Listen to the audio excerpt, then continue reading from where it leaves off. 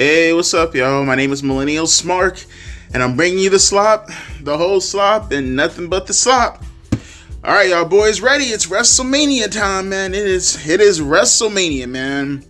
No matter what anyone tells you, no matter what anyone says, we got our opinions about the build. I know I got my opinions about the build. I hope the show ends up being good when it's all said and done.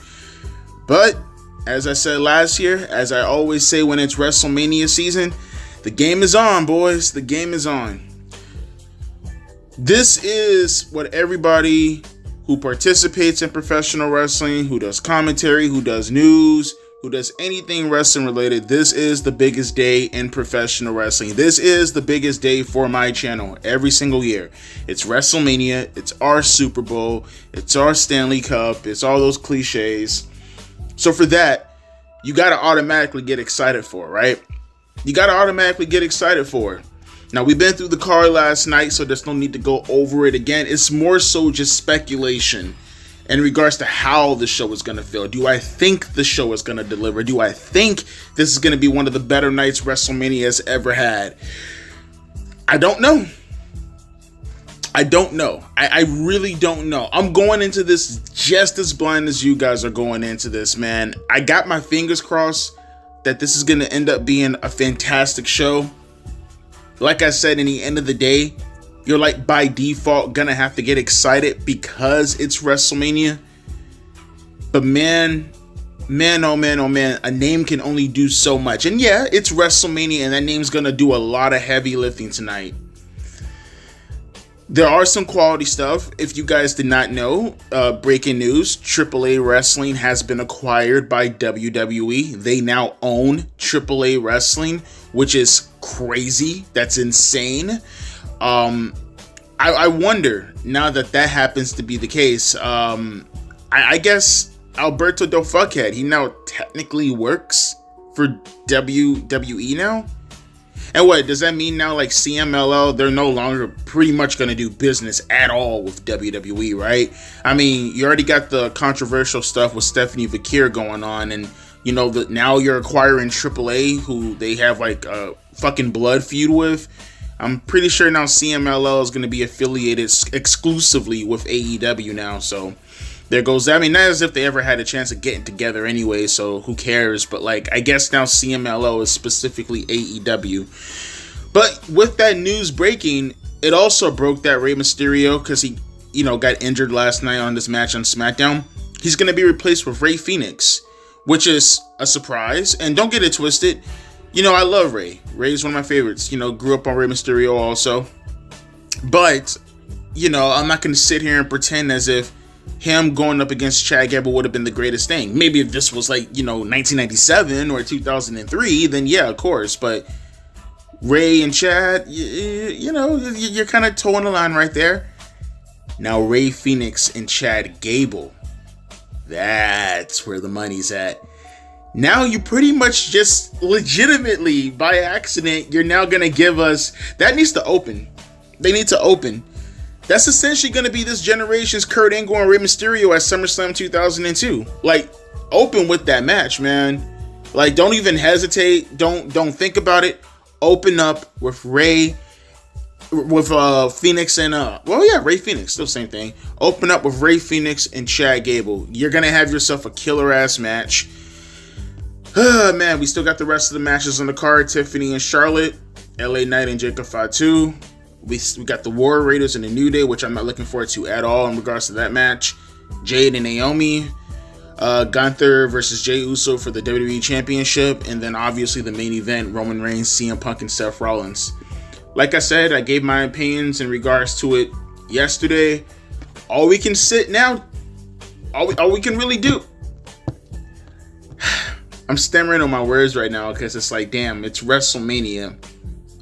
And it's like I'm forcing myself to get excited. I really am. I'm forcing myself. I'm going to force myself to get... If there's any time where I can at least put on a smile and just go charging directly in, it's on WrestleMania night. And that's what I'm going to do.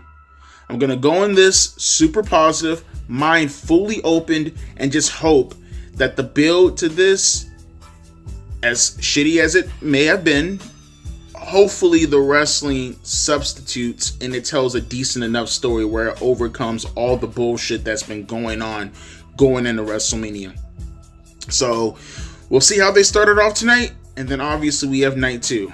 So are you boys ready? Are you girls ready? Who am I kidding? Girls in this audience. WrestleMania 41. The review. Let's get into it. Alright, get the fuck out of here. Get the fuck out of here. That was bullshit. That was bullshit. That was bullshit, folks. You cannot sit here and try to justify this. I don't know who came up with that finish. I don't know who the fuck thought that finish was a good idea. Whoever came up with that finish, they need to be fired. They need to be downgraded. I don't know what the fuck you want to say. They don't need to be coming up with finishes anymore. What the actual fuck? So first off, as far as the match is concerned, this was underwhelming as fuck. This was very, very, very underwhelming. And it's now really starting to hit me about Jey Uso and the multiple moves, or the lack thereof of multiple moves. Nah, you can't sit here and try to justify this, folks. The dude, literally the entire match for the most part, you probably might got a German suplex here and him using Gunther's finisher, the powerbomb. We'll get to that later on there. But for the most part, the entire match was spear, spear, spear, spear, spear, super kick, super kick, super kick, super kick, Samoan splash, Samoan splash, Samoan splash. Yeah, okay, I give up. I don't know what to say. Multiple things about this match pissed me off. Not just the moves in itself, but just the overall aura of this entire match. The crowd was pretty dead for this match. Like, they weren't like completely silent, but dead enough where it was like noticeable. You know what I mean?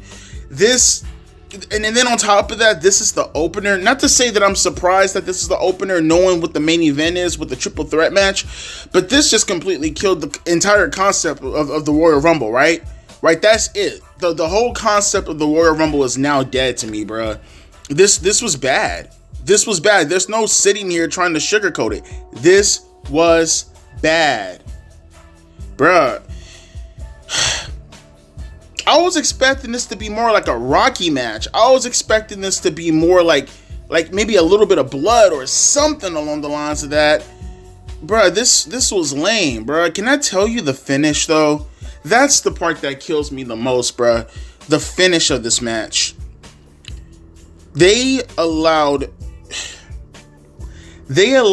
Jey Uso to choke out Gunther.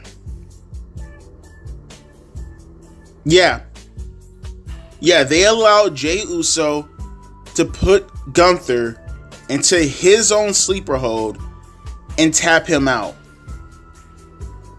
This is a bad match. That was a horrible fucking finish. Oh, okay, I tried my best to cover up for the dude for months now. I have nothing more to say. Yes, okay. I'm on the bandwagon now. Jey Uso fucking sucks. I'm on the bandwagon now, bro. He fucking sucks. And to be honest with you, Gunther was no better in this match either. And I love Gunther, but man, he phoned it in completely for this, man. You can tell his heart wasn't into this match at all, man. My God, what a downtrend, bro. What a downfall from his matches just 2 years ago with Sheamus and Drew McIntyre to Sami Zayn, and that also and that finish also was questionable last year. To this is not questionable. This is bad. This was a bad finish. This was a bad match overall to me.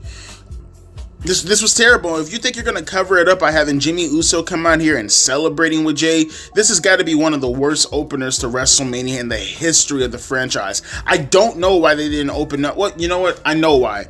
Because if you're not the last, you got to be the opener, right? Bro, get the fuck out of here, man. I'm actually very, very happy that they didn't close the night off with this. But then if that's the case, you don't even have to go that far. Just why give Jey Uso the Royal Rumble win if you knew the entire bill was going to be this dog shit and this match was gonna be dog shit? He's not beating the accusations.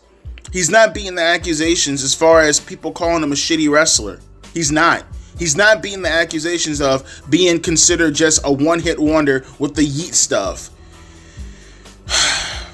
No, I don't want to see this run.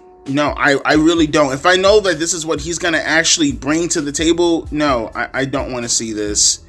Everything about this was dog shit. Everything about this was bad. I can't believe they actually did that. They let Gunther get tapped out by Jey fucking Uso. Alright. That's not a good start to WrestleMania. Hopefully the show picks up as time goes on. No, there's no way you could justify this.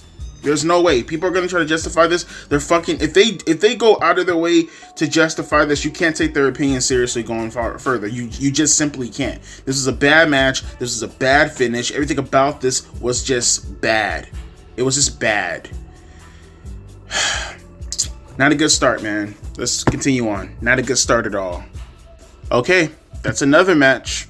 Back-to-back matches that were bad. This match right here, I'm never gonna say this match was necessarily bad in the sense that they did not have in the sense that the spots were bad. Like, you know what I'm trying to say? I'm saying it's bad in the sense that, like, the crowd was super quiet for this match. Mad quiet. And the performance, albeit in a scope weren't bad, it was just boring. This felt like a Raw match, not a WrestleMania match. I'm not even going to say a PLE match. This felt like an episode of Raw. As a matter of fact, I'm pretty sure they had better Raw matches. Just to put that more into context, we didn't get any surprises. I thought maybe there'll be a chance that we'll get Big E coming into the match to maybe cause a distraction or do something, man. Like something. Instead, we got this very, very generic, standard, boring-ass tag team match, man. What other matches we have on the card? This is not at all a good look for WrestleMania. We got Ray, or I guess Fenix this time. El Grande, Americano. We got Jade, Cargill, and Naomi. We got LA Knight, Jacob Fatu, and we got Tiffany, Stratton versus Charlotte Flair. They need to step their game up, man. They need to step their game up, bro. And I'm not just talking about the people in the match. I'm pretty sure everybody went into this match knowing that this was going to be somewhat of a bathroom break. But to this degree, man, there should be no bathroom breaks at WrestleMania. They should have had heat coming in. And this is the problem that you're going to be facing with the majority of these matches, man. The majority of these matches, again, this road to WrestleMania was dog shit. So, like, you're going to go into all these matches not really having any relatability to any of them. And it's already bad enough. It's already bad enough that you have no heat. And then you go in there and you either have a terrible match like Jey Uso and Gunther, or you have a very subpar match like the tag team match. And then it's like, it really would have helped. It would have helped. I feel like this match would have stood out a little bit more had the crowd been into it. But what is the crowd supposed to get into when you gave all of us just such a terrible fucking build? And this match suffered for it. It dramatically suffered for it. This match had no business being on WrestleMania. Especially now that we know that there's going to be a TLC match next week on SmackDown between the Street Profits, between Motor City Machine Guns, between DIY. I would have much preferred that match being on WrestleMania. And you could have held off on this New Day match on an episode of Raw on Monday or something. But this ain't it. This ain't it, man. We got back-to-back bad matches. Again, if you're gonna sit here and you're gonna justify this match, then it's no different than how I looked upon it. I'm trying my best to not be negative, but what else? How else am I supposed to engage with any of this shit, man? Man, but we have another match coming up next. Hopefully this one delivers, man. 2 back-to-back bad matches on WrestleMania. That's really saying something, man. But we still got time. We still got a whole bunch of matches to get through. Just please, for the love of God, deliver. What's coming up next? It looks like Jade Cargill and Naomi's coming up next. Okay, they have a decent story. I'm hoping maybe the crowd can be into this match. I'm hoping that the girls, being that they're the first ever women's match without any championship implications, will go out there and prove that the women deserve a spot with just strictly storytelling as far as the feud is considered.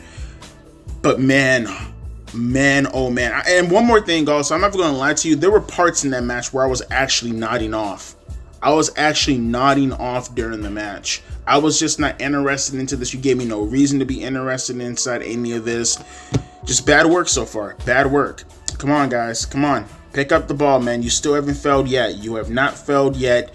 But pick up the ball, man. Pick up the pace. Pick up the fucking pace. This is Wrestlemania. This is not no other PLE. This is Wrestle-fucking-mania. Pick up the fucking pace.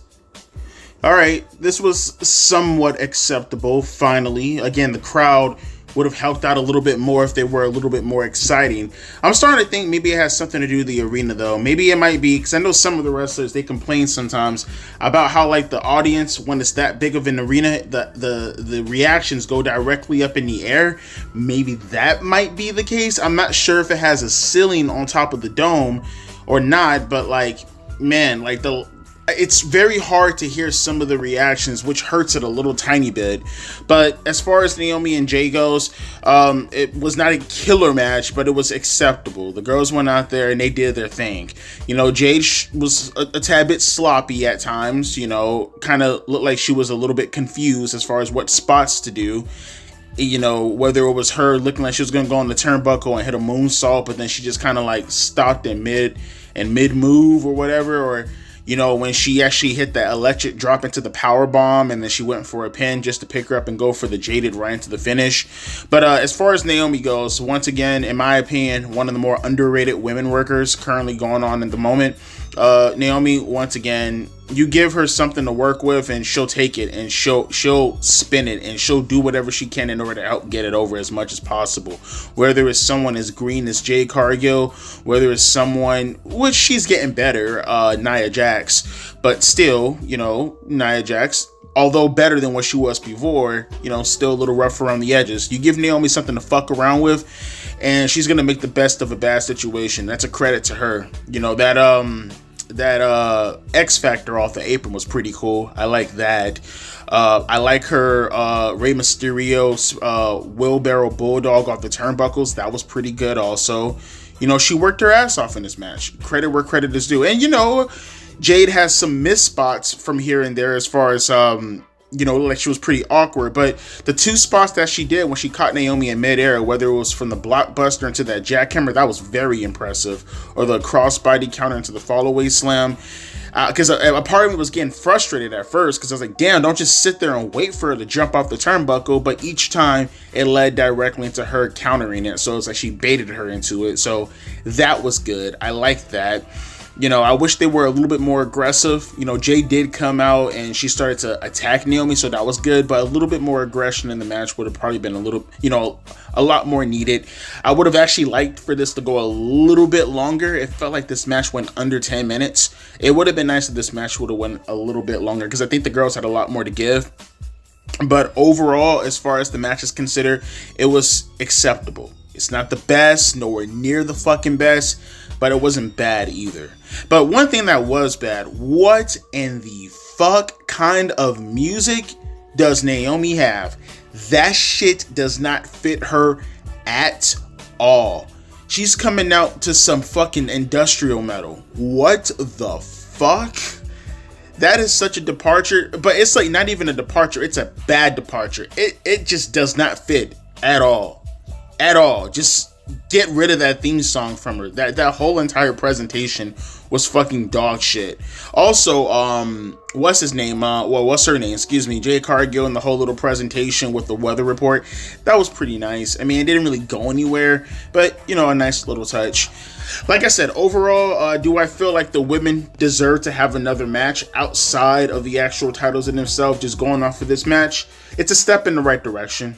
It's a step in the right direction. I mean, obviously, I'm not going to ignore the fact that Naomi and Jade Cargill look finer than a bitch. God damn, they look so fine. I love the color yellow. I'm just going to say that. The color yellow is now officially my favorite color from here on until the end of time.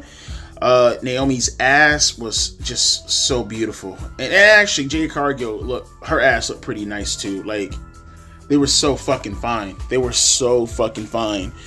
But as far as the match in itself is considered, like I said, not the worst thing in the world. Would have liked it to go a little bit longer. It could have been better, but for what they did, It is what it is. And if they decided to have another women's match without a title or anything in regards to that, based off of this, I wouldn't really oppose it. Again, not the worst, not the best either, though. Finally, we get somewhat of a WrestleMania worthy match. Holy fuck. My God, man. This was good. This was solid. These guys went out there and they worked their asses off. I guess it has nothing to do with the roof argument because the crowd got into this towards the end of the match.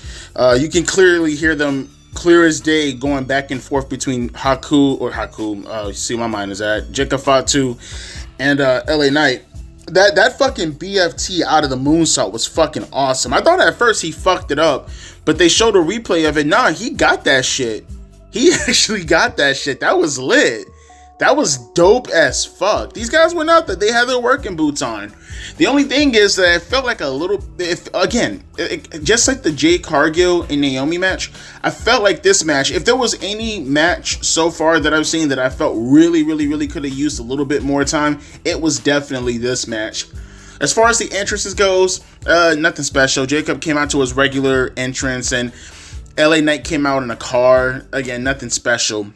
But the match, they started off slow. They worked their spots. They worked. Eventually, you got some heavy duty spots. You got a springboard German suplex from LA Knight off the turnbuckle, inside outing, Jacob Fatu.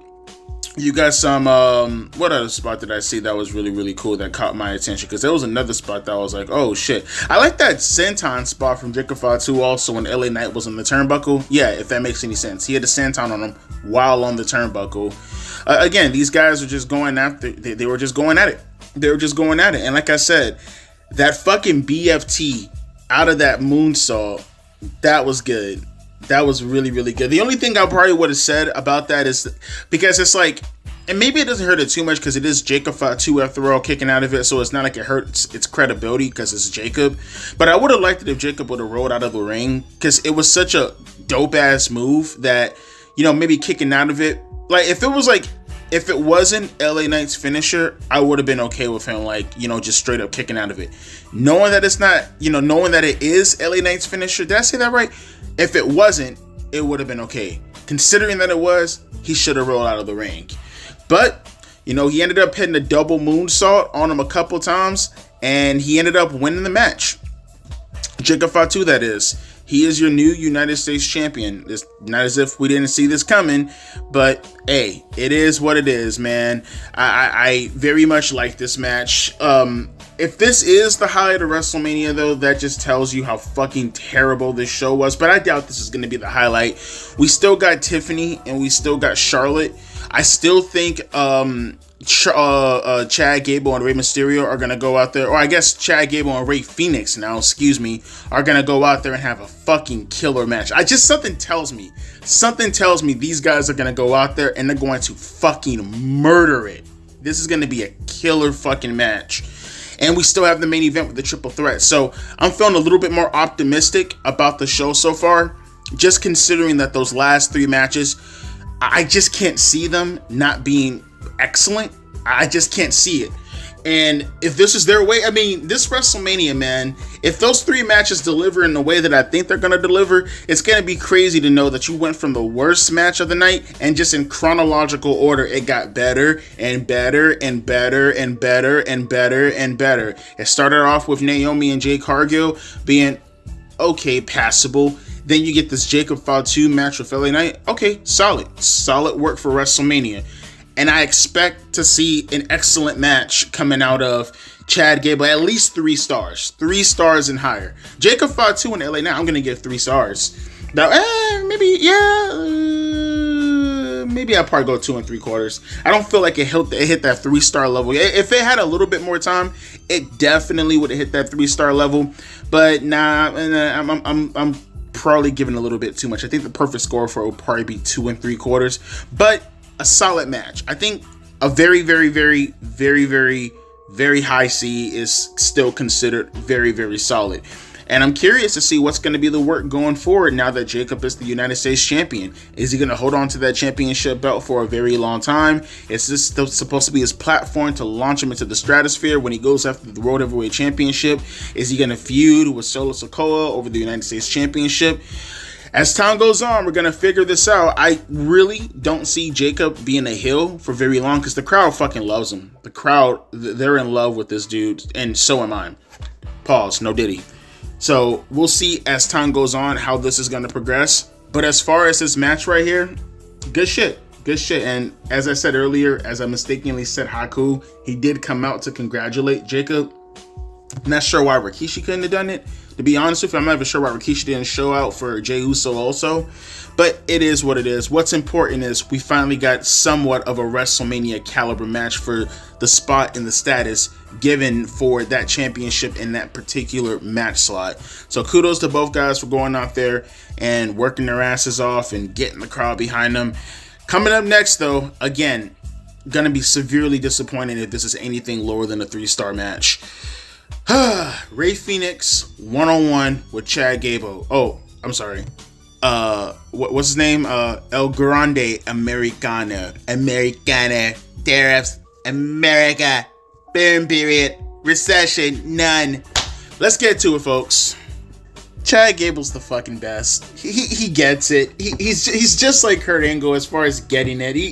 He fucking gets it. He just fucking gets it, bro. Oh, I love me some Chad Gable. I love me some Chad Gable. He just fucking gets it. I wish most wrestlers would fucking get it.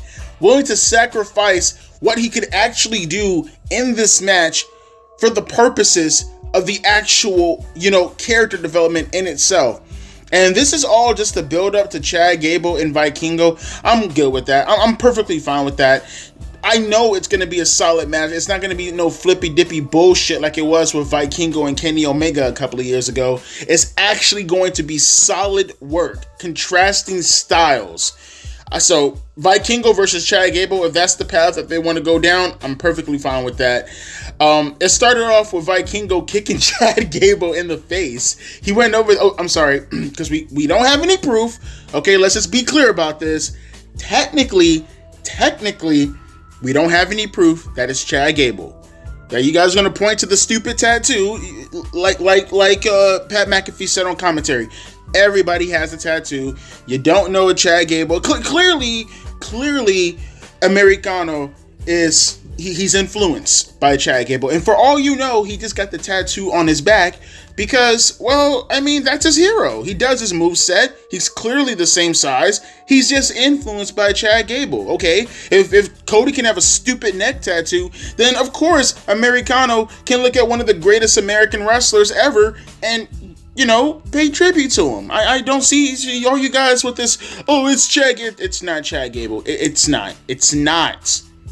And for you guys, Devontae, in your community post, you put Chad Gable directly after America. That was somebody else. I asked them to do it for me. They didn't know any fucking better. Shut up. It's not Chad Gable. It's Americano. Nevertheless, though, Americano and Fenix went out there and they had a hell of a match. Again, I don't know why this is a problem. Why? It's WrestleMania. Why can't they go longer? This match could have used a little bit more fucking time. Like, these guys went out there and they were fucking killing it. Bro, Americano, you got a long history in this business with the stuff that you pull off. Americano ended up hitting a fucking moonsault into a senton. Now, have you ever seen Chad Gable do that? Huh? Have you ever seen Chad Gable do that? Of course you haven't. That should be proof right there that he is El Grande Americano, the number one luchador in the world. Luchadors do backflips into sentons, and he clearly did that. So clearly, that's not Chad Gable, because Chad Gable is not a luchador. He doesn't flip like that. He might get the occasional moonsault, but never into a senton.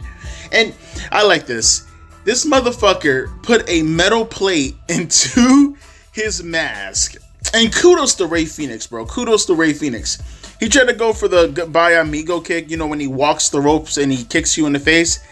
He kicked Chad Gable in the face.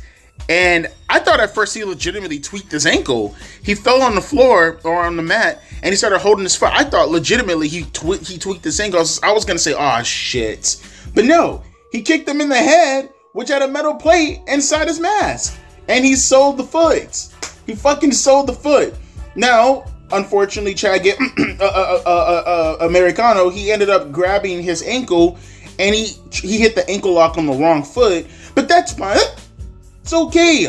I'm willing to look over that because Americano is smarter than you and he's smarter than me. Clearly, he hit the ankle lock on the wrong foot because he's trying to injure both feet, whatever. That's what he's trying to do. He has a game plan, okay? And what happened? What happened? Fenix, discombobulated by the bullshit in regards to Americano, he got into his luchador bags of tricks. He tried to hit a springboard crossbody, and Americano hit him with a headbutt. Now, I know some of you are going to be like, well, Devontae, the metal plate in his head. So you didn't see what I seen. He took the metal plate out of his mask, okay? He only put it there to begin with anyways because it was a part of his mask. And as you guys know, luchadors, their accessories with their mask, it gives off a sense of their tradition. And Americano is a luchador, and therefore that metal plate was definitely a part of his mask. He just didn't put there initially to begin with. And he hit him with a headbutt in the crossbody. And, you know, that's on Rey Fenix. He took the thing out of his mask, though, so I don't know what you guys are talking about. And like a true luchador, he hit a high-flying move. He ended up hitting a flying headbutt because that's what luchadors do also. And he picked up the win. Clean as a fucking whistle. That was fantastic. That was a fun match. I also like that belly-to-belly suplex from Americano into the turnbuckle. That was fucking wicked also. This was fun. This was good. Character development. Nice stuff. I love seeing shit. I love seeing shit like this perfect spot. Now, would you argue this was necessarily a WrestleMania match? For its spot, maybe. But you can argue this could have been on Raw also. And I will say, no, this was not better than Angle and Rey Mysterio at SummerSlam 2002. I wish they would have went out there, though. There is a part of me, although I do appreciate the development, I kind of do wish they would have went out there and like had an actual, you know, back and forth type of match. They did, but I mean like legitimately competitive, right? Because I think there's more you can get out of Fenix and Gabe Americano. So hopefully they can run this back, or we might get the match with Gabo and Vikingo, and they can do their stuff. But this shit right here, grade A. I love it. I'm probably gonna go 3 stars on it because, you know, it was relatively short, and I still feel like they have a lot more to give. But for the work that they did right there, I liked it. I liked all of it. Solid shit. Very, very solid shit. Oh, good Lord have mercy. This was bad. This was bad, folks. This was sloppy as fuck. Holy shit. This was one of the most sloppiest goddamn women matches I think I've ever seen. This was so sloppy. And you know the sad part about it is, too? Have all your complaints, say whatever you want to say about Charlotte Flair. I got a bunch of stuff to say about Charlotte Flair. She was pretty sloppy in this match, too. But, man, Tiffany Stratton looked lost as fuck in this match. Like, her cardio clearly got to a point where she needs to work on her cardio. She needs to work on her timing. She needs the communication. Bruh, the amount of fucking, like, it's not even botches. They're just awkward looking spots. And she looks like, look, I'll say this. It looks like she's been through hell. The aggression was there. It's not like she wasn't trying. It's not like she was fucking up on purpose. I see the fucked up teeth. I see, you know, the bruise on her forehead. It looks like she's been through hell. And that's a nice image. But that has nothing to do with the match in itself. That was a very, very, very sloppy match. Can I just name some spots for you? Just to give you a clue as far as how sloppy this match was. There was one spot, right? This is just one out of like maybe 10 spots that were sloppy that I took notes on. It was one spot where Tiffany Stratton, it looked like she was trying to go for like a sunset flip into the ring on Charlotte Flair and then turn it into a lung blower. Like, that's what it looked like. But she, I guess, timed where she was gonna put the knees at, and she just kept rolling. She fucked up and she kept rolling. She got back up and Charlotte ended up hitting her with a big boot. There was another spot where she does her little cartwheel spine buster move she does sometimes. She did that. Clearly she didn't get enough momentum to put Charlotte into a position to hit her with the spine buster, so Charlotte had to stop mid move and pick her up into a power bomb, which Tiffany couldn't even leverage herself up into the correct position, and Charlotte had to muster her up with raw strength to hit her with a sit out power bomb. There was some ill-timed spots, like clearly Tiffany was trying to go for a clothesline out the ring, and she was too close to her, so she had to back up to get distance and then try to hit it again, but it looked like that they caught a different spot on the fly. The roll off the back spot with Charlotte, it looked like Charlotte was gonna go for, I don't know, you have someone in the corner and their back is turned and they grab you from the waist. Like, it looked like Charlotte was trying to go for that when she rolled off the turnbuckle, almost into like an O'Connor roll, like almost into like a Chaos Theory German suplex, that kind of position. And I guess Charlotte was kind of ill-timed because she kept rolling and then she ran back up really quick to grapple her. I guess when she was rolling off of her, she was supposed to hold on to her waist and do some kind of maneuver, but she let go of the waist, so she ran back up on her to go do it. Tiffany was botching so much to the degree it just got to a point where she was relying on the spine buster. She was just heavily relying on the spine buster because she legitimately couldn't do anything else. She just kept mistiming spots. You got Charlotte doing this terrible looking natural disaster off the turnbuckle, and some of Charlotte's spots looked like it had no mustard behind it. The terrible looking natural disaster off of it. Charlotte was loud as fuck calling spots in this match, just super fucking loud. You had towards the finish, I don't even know how they fucked this up. How do you fuck up a small package? Tiffany and Charlotte somehow fucked up a small package.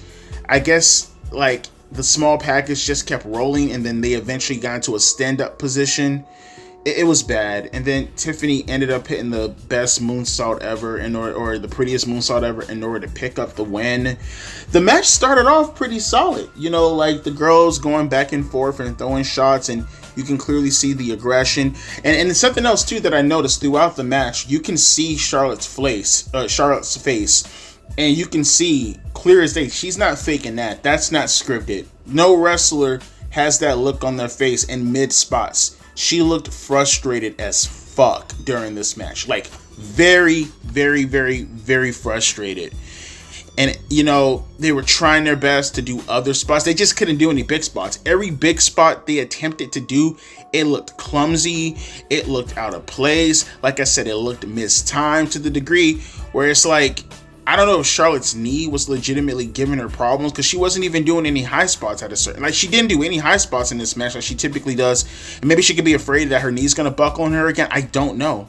It just looked sloppy. It looked bad. It looked really bad. I don't even think she even attempted to hit her figure 8 lock. So maybe it does have something to do with her knee. I don't know. This was bad. This was a very, very, very, very bad match. And, like I said, Tiffany and how she looked like after the match, from an optic standpoint, did make it look like she went through hell. It did like she went through war. And I appreciate them for the most part understanding that they were sloppy as fuck and that they were fucking up a bunch of spots.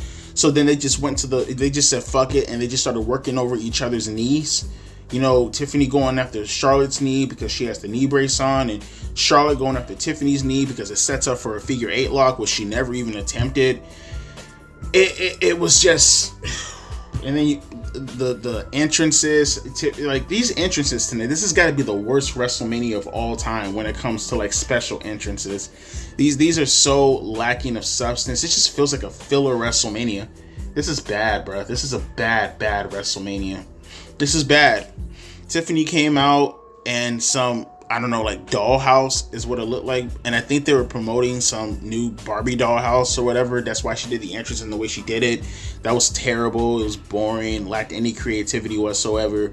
Charlotte just essentially copied off of LA Knight's entrance and came out in a car, but it's different because she came out in the back seats. this was bad. Every single thing about this match was bad. Very, very, very bad. And, I can't help but think that, like, if this was Vince McMahon sitting in gorilla position, if they went backstage, there's no way they weren't read the riot act. There's no way. There's no way. Everything that you could think of in regards to a bad match, these girls did. Fucked up spots, miscommunication, ill-timed, very, very loud on the part of Charlotte. I don't know. I don't know what the fuck was going on. I don't know what went wrong. Like I said, my theory is maybe Charlotte for real had a fucked up knee, or maybe she tweaked it a little bit and she didn't feel comfortable doing certain spots, which confused the fuck out of Tiffany Stratton. Like maybe Charlotte called for a spot. But then again, like I said, I can't even put all that on Charlotte because it really looked like Tiffany just wasn't there for the spots. She just looked like she wasn't there for the spots.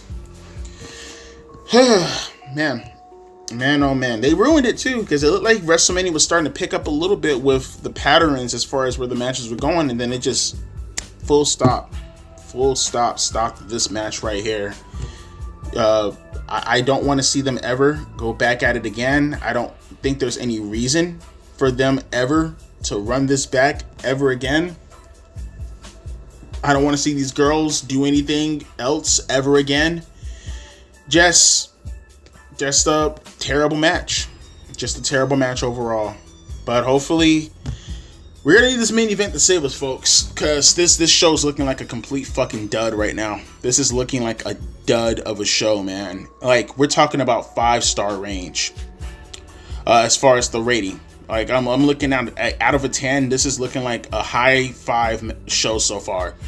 This main event, it's gonna have to save it. And even if this main event ends up being like a 5-star classic, this show and it probably won't, because again, the story going into the main event is decent, but not enough for me to legitimately feel like I'm attached to the match or can relate to the match. So like, even if this match were to pick up like 4.5 stars, I think I might go as high as maybe a 6.5. I can't see myself going 7 with how bad this show is so far. I can't see myself. Nothing legitimately screams WrestleMania. There may be certain matches that may be decent, but nothing screams WrestleMania. But it's up to this main event to at least make this show at least something worth going back to watch for night 1. So we'll see. Coming up next, the triple threat match: CM Punk, Roman Reigns, and Seth Rollins. My God, they fucking need you. They really, really fucking need you right now. I don't give a shit how predictable this finish was. I don't give a shit about who's seen this coming or how many people seen this coming. We needed this match. We needed this match. This is the only fucking match that was worthy of the title WrestleMania. Holy fuck, what a god-awful show this was. But this match, muy magnifico, muy fantástico. This was excellent. This was excellent. Everything that wrestling is supposed to be was this match right fucking here. This was excellent. Again, my only problem with the match is that I would have preferred, they should have never done that segment on Raw when Seth Rollins was like, "You owe me a favor." They should have never done that. They should have never done that. As much as Triple H is in touch with the marks, that was a dead giveaway. I wish they would have held off on that, because honestly, had I not known that all that stuff went by with Seth Rollins and Paul Heyman, when Paul actually turned on CM Punk and gave the chair to Roman Reigns, that right there could have been the tell. That could have been the tell right there. That would have been something that I would have looked at and been like, okay, he's actually siding with Roman Reigns. That would have been great. And Seth could have probably attacked Paul Heyman, or we would have thought that Seth would have attacked Paul Heyman or whatever. That would have been the case. But you did that Raw angle and you just gave it away. I wish they wouldn't have done that, but that has nothing to do with this match as far as how great it was from an in-ring perspective and a storytelling perspective. These guys, all 3 of them, beat the dog shit out of each other. This is going to go down as one of the best triple threat matches I've ever seen. Each of them, you can feel the disdain. Seth, Roman, CM Punk, they all hated each other. This is the first triple threat match where it was like, no, I fucking hate you. I fucking hate you, and I fucking hate you. I just hate you. All three of them fucking hated each other. Whether it was Roman and Punk in the situation with Roman feeling jealous of Punk having Paul Heyman, whether it was the betrayal that Roman Reigns can never get over with Seth Rollins, whether it was Seth Rollins not getting over the fact that the bloodline was taking over WWE and Roman Reigns burying him, whether it was the disdain between CM Punk and Seth Rollins, they all hated each other, and it showed in this match. You got fighting in the crowd, you got weapon shots, you got announcement table spots breaking, you got each of them hitting their finishers on each other, and they're all kicking out left and right. The dialogue between Seth Rollins and Roman Reigns about taking out CM Punk and Roman telling Seth to go fuck himself and attacking him, Roman Reigns wanting to know where Paul Heyman stood, and this was just, oh my god, this was so fucking good. I can't put into words how fucking fantastic this match was. This match saved this WrestleMania. It saved it. It saved it. Had it not been for this match, this WrestleMania would have been just a gigantic dud. This would have been a fucking dud. But the way they play this, the way how they let everything breathe, if it wasn't just doing spots for the sake of doing spots, each guy tired, hitting their move on the other guy, super tired, super drained, don't know how much energy that they have left in order to continue the match. It was just, god damn it, bro. You know, this match sort of kind of reminded me of a little bit as far as the structure of the match, as far as how they were actually able to pace themselves. It reminded me a tad bit of Taker, Angle, and The Rock at Vengeance 2002. It was paced in that manner. You know what I mean? It was paced like that as far as letting everything breathe. These are main eventers. These are professional wrestlers. Seth Rollins, Roman Reigns, and CM Punk. And all the pomp and circumstances that came with it. CM Punk, of course, having the only legitimate good fucking WrestleMania entrance that actually calls for a WrestleMania entrance with Living Color playing him to the ring. I love how Corey Glover grew his hair back out again, so that's awesome. He has dreads or yarn or whatever the fuck that is. Vernon Reid, always going to be a god at guitar. Been worshipping him for like 25 years now, damn near. But the match in itself, like I said, CM Punk and Seth Rollins brawling into the crowd, Roman Reigns jumping over the barricade and attacking Punk and Rollins, them getting back into the ring, pedigree spots out of the spear, fucking Seth Rollins hitting the stump multiple times on both guys, CM Punk hitting the GTS, the Roman, and I love this also. This is what I mean when I say it was paced like the Vengeance match. Maybe a little touch of the Benoit, Triple H, and Shawn Michaels match also, in the sense that each guy, like, it was a triple threat match by title, obviously, but it felt like a revolving door of one-on-one matches. Does that make any sense? It felt like a revolving door of 1 minute you'll get Punk versus Reigns, then you'll get a one-on-one match with Reigns versus Rollins, then you'll get a hardcore one-on-one match with Rollins versus Punk. It was just everything that you can ask for in this match, and I knew it was going to deliver, but I felt like it even over-delivered. Like, I expected this to be 4 stars. This is easily 4.5 stars. This is easily so far, it's not even fucking close. Fuck you, AEW marks. This is clearly match of the fucking year, and it's not even close. Clearly match of the fucking year. And like I said, the only blemish on this match was that it was somewhat predictable because of that angle they did on Raw, because it's easily explainable. Obviously, Paul Heyman, I mean, you have people on commentary. You have Michael Cole and Pat McAfee and Wade Barrett. This slimeball, this piece of shit, this douchebag, all this shit. It's pretty clear why Paul Heyman turned on him. Seth Rollins spelled it out for everybody, and that's the reason. They weren't there for him. Paul Heyman was treated for almost 5 years, or 4 years, I guess, like a goddamn servant. A servant. He left. Paul Heyman did so much for Roman Reigns, and Roman Reigns just inexplicably left Paul Heyman to die to his cousins. He did nothing for him. CM Punk, he left for 10 years. Paul Heyman couldn't lean on his friend. When Paul Heyman, they asked for Paul Heyman, Heyman was there for them off rip. He was always there for them off rip. And when they needed him, when Heyman needed them the most, they weren't there. Like I said, I wish they didn't do that on Monday Night Raw. They didn't need to tell that, because this could have all been explained. We would have figured it out off rip, obviously, but this could have been told for tomorrow. And I guess the angle going forward now is they want to do Paul Heyman and Seth Rollins, which is a very unique. Oh, look at this. Roman Reigns is walking out of the arena. He looks destroyed. He looks disheveled. He looks like he just lost his best friend. CM Punk is in the ring also. He's looking confused. They're both looking confused. Look at this storytelling, folks. This is remarkable. This is impeccable fucking storytelling. Yeah, Roman Reigns looks like he just lost everything, and he's walking out. CM Punk, he's still in the ring in disbelief. This is just perfect. This is perfect. Paul Heyman got his revenge.